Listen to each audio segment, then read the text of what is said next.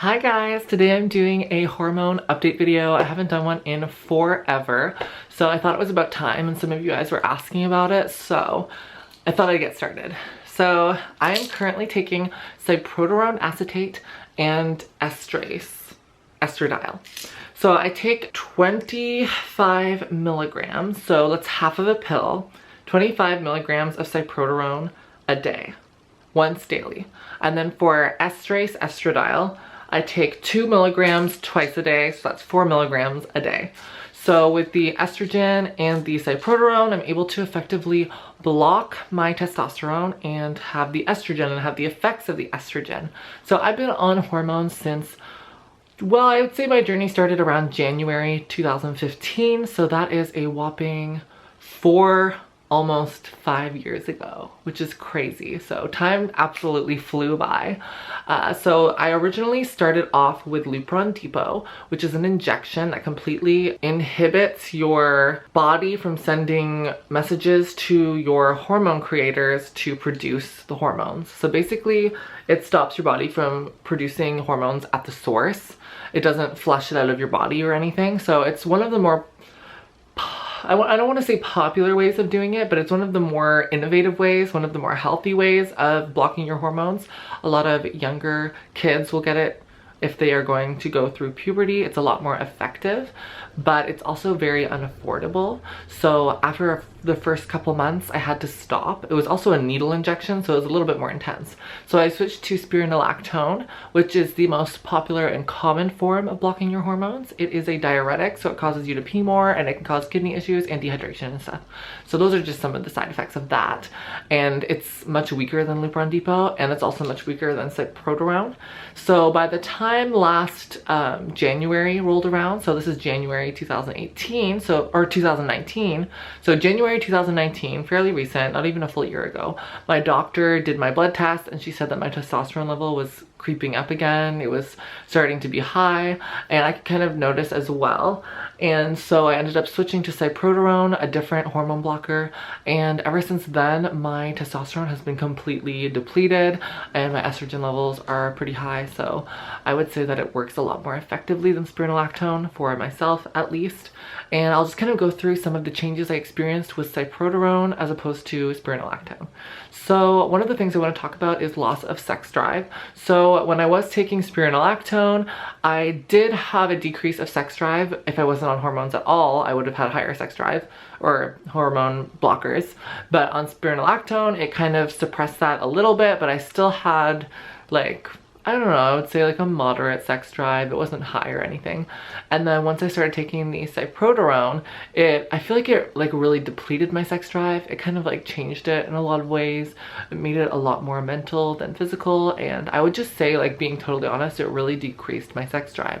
As my doctor said, the testosterone was greatly depleted, so I didn't really have that sexual hormone energy inside of me, and haven't really had it that much since. I just noticed that I hardly think about sex, like, ever, and just stuff like that. Like, it's just not on my mind. I never have fantasies. I never have anything like that. The overall sex drive is depleted. You guys get the picture.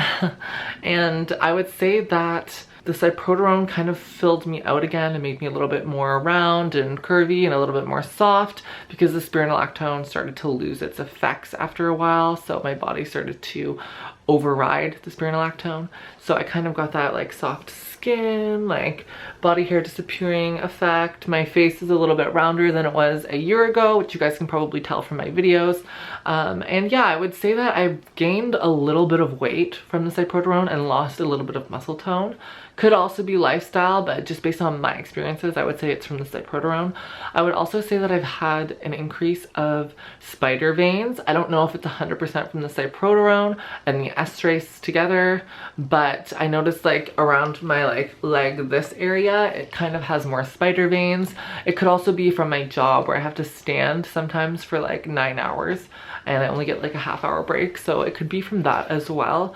but I feel like it's a combination of all those factors, because only once I started taking the cyproterone did I start noticing the increase in spider veins. I don't really care about them. They're not super noticeable, but they did start popping up and I noticed. So just thought I'd add that in. I would also say that the cyproterone affects me a lot less when it comes to dehydration. If I had too much coffee when I was on spironolactone, I would feel like really like ugh, and like dehydrated and like just like parched, and like I don't know, like water wouldn't even help in some ways. But with cyproterone, it seems to be a little bit more chill with that kind of stuff. Of course, I always try to drink 2 liters of water a day because it's important, especially when you're on this kind of medication, to always keep hydrated.